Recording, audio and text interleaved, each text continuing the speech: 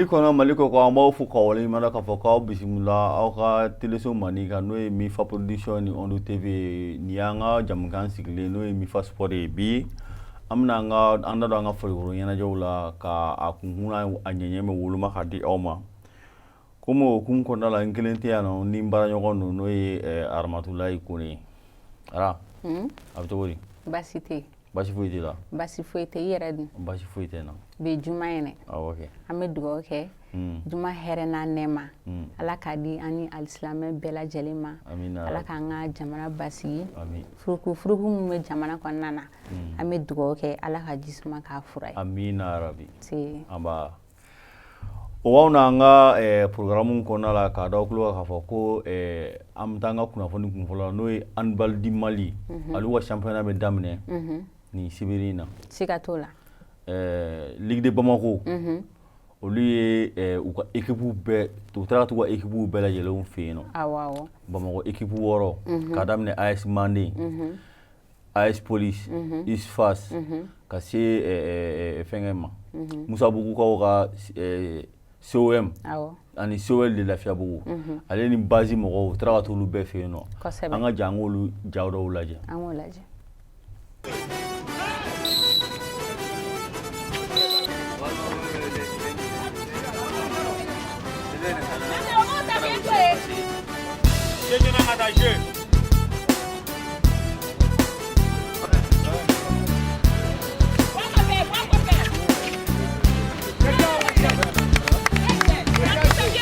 Un reportage dɔ bɛ n bolo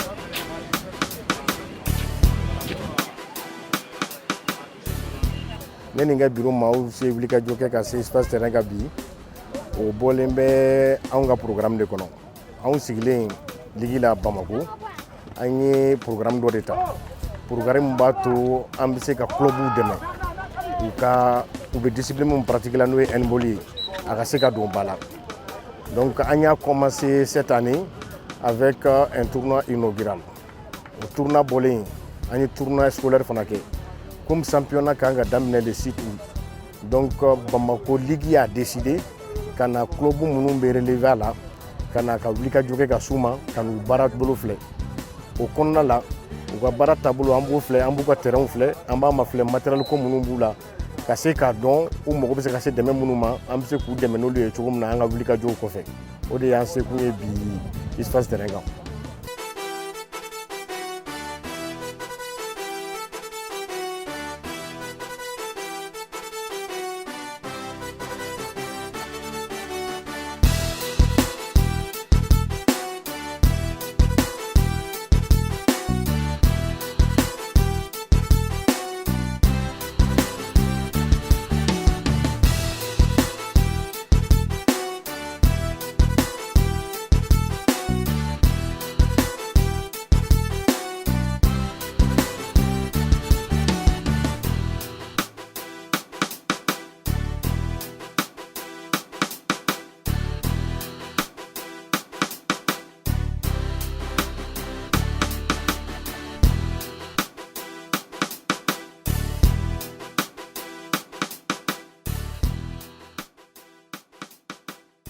D'abord, je commune de Nyamrofo, ou à accueillir là.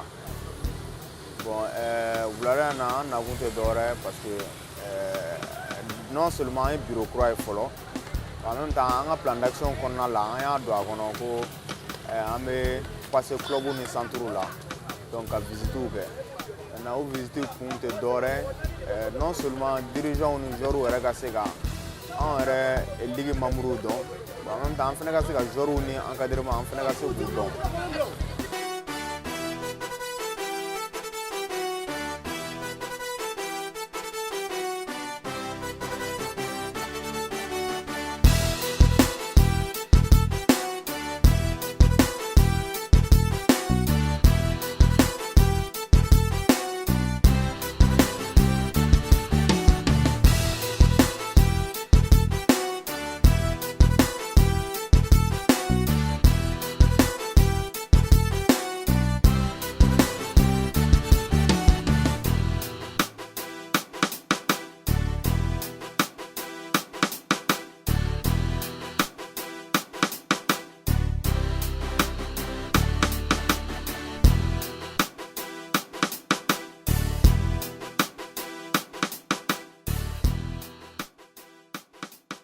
Bon, vraiment, ça prouve que Ligue Kouram Nanani, on veut faire quoi un bal qui a développé, au Boyana Makoudou.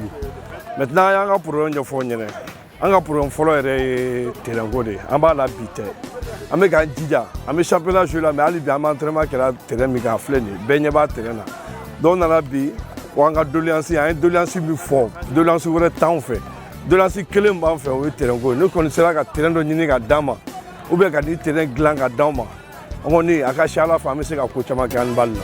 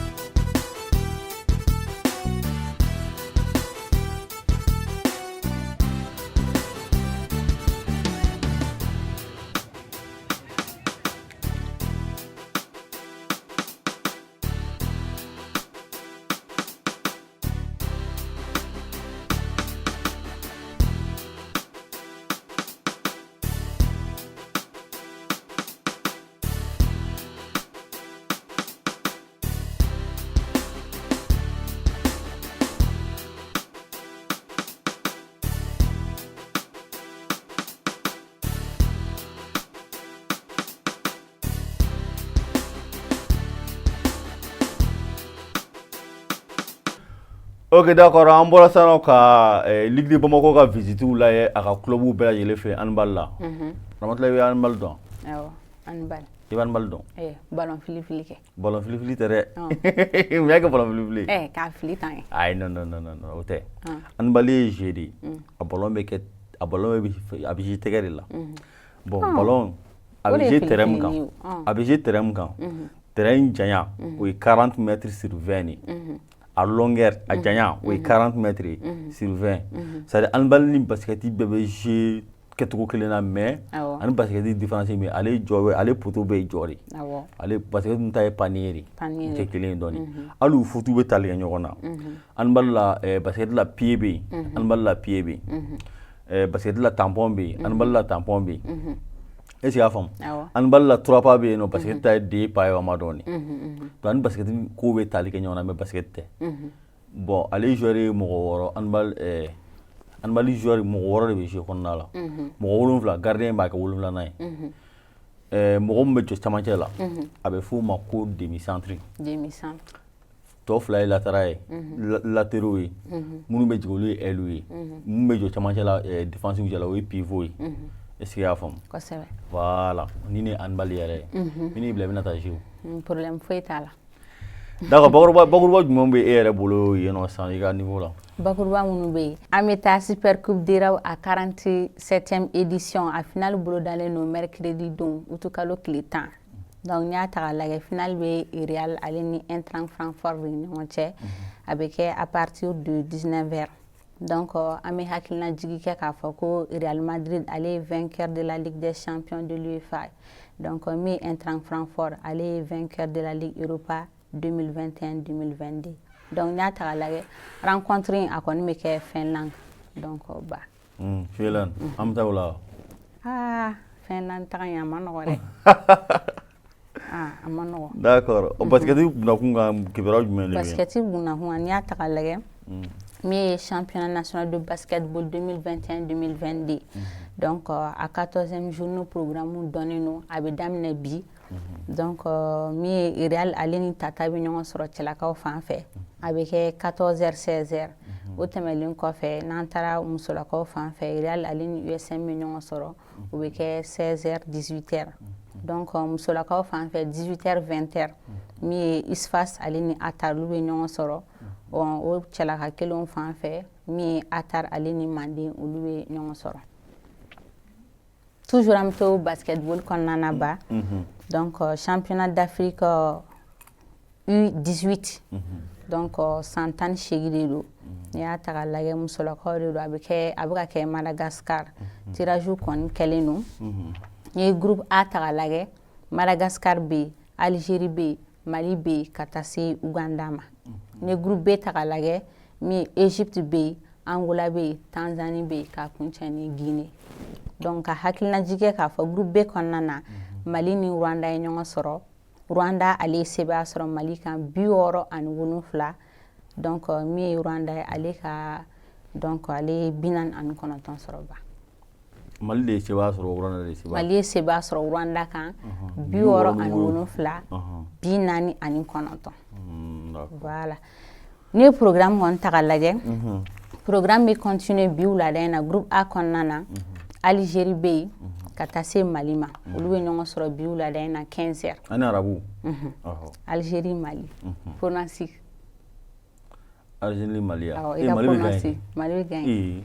kosɛbɛ an bɛ sɔn ka san kɛ olu la donc programme bɛ continuer sini 16h30 min ye Madagascar ale ni Uganda olu bɛ ɲɔgɔn sɔrɔ programme bɛ continuer toujours dimanche 12h30 Mali ni Uganda olu bɛ ɲɔgɔn sɔrɔ o bɛɛ lajɛlen groupe A de 17h30 Madagascar ale ni Algérie olu bɛ ɲɔgɔn sɔrɔ lundi sa utukalo tile 8 12h30 Uganda ale ni Algérie bɛ ɲɔgɔn sɔrɔ 15h Mali ni Madagascar bɛ ɲɔgɔn sɔrɔ an b'a fɔ ko Ala ka sebaya di an ka ba Maliba ma non an bɛna ni jɔnjɔn ye n'Ala sɔnna ma o tɛmɛlen kɔfɛ an bɛ taa groupe B ale kɔnɔna na min ye programme bɛ sini à partir de 19h Angola ale ni Tanzanie bɛ ɲɔgɔn sɔrɔ dimanche utukalo tile 7 min ye Tanzanie ale ni Egypte bɛ ɲɔgɔn sɔrɔ Guinée ale ni k'a dɔn k'a fɔ Angola bɛ ɲɔgɔn sɔrɔ programme bɛ ban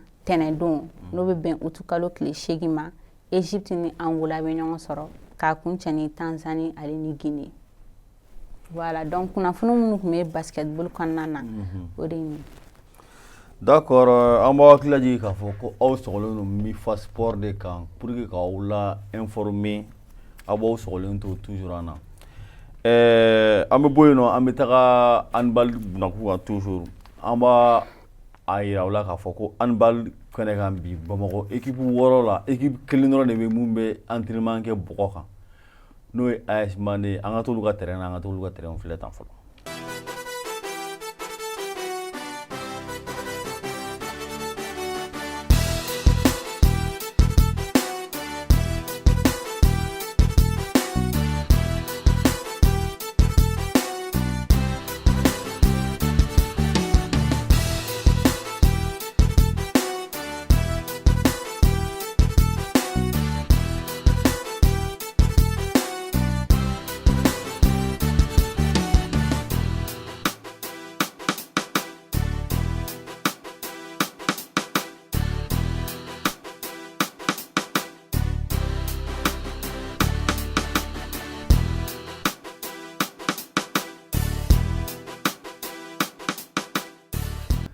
D'accord an bɛ weleweleda kɛ bɛɛ lajɛlen ye k'a fɔ aw yɛrɛ y'u ka terrain san nɔ Bamakɔ handball bɛɛ bɛ entraînement kɛ siman ni fɛnw de kan mais AS Mande dɔrɔn de b'a kɛ bɔgɔ kan tuma dɔw la yɛrɛ o san mana o bɔgɔ kan o tɛ se ka jouer donc an bɛ weleweleda kɛ bɛɛ ye k'a fɔ sport kanubagaw ye k'a fɔ n'u bɛ se k'an ka terrain ɲɛnabɔ a bɛ diya an ye Aramatulayi ni ne min bɛ dan sigi an ka bi kunnafoni na folikan jumɛn de b'i bolo Ame an filɛlibaga bɛɛ lajɛlen fo ni wagati in na donc toujours k'u sɔgɔlen to an na ni Ala sɔnna ma an ka émission in a bɛ kɛ tɛnɛndonyaw fɛ ani jumadonyaw fɛ donc min tɛnɛndonya olu bɛ kɛ à partir de 18h jumadonya olu bɛ kɛ à partir de 19h an ka foli bɛ bɛɛ lajɛlen. D'accord. An bɛ foli d'aw bɛɛ lajɛlen ma k'an ka technicien fo n'o ye Musafu Jara ale tun bɛ régie la. Salimata Kamara ale tun bɛ caméra la, Kansutu Jara ale tun bɛ caméra filanan na. Jɛnɛba ale tun bɛ ka lakɔlɔsiliw kɛ ni baaraw tagabolo ka ɲi. An bɛ foli d'u bɛɛ lajɛlen ma k'a fɔ ko aw k'an bɛn diɲɛ waati wɛrɛ.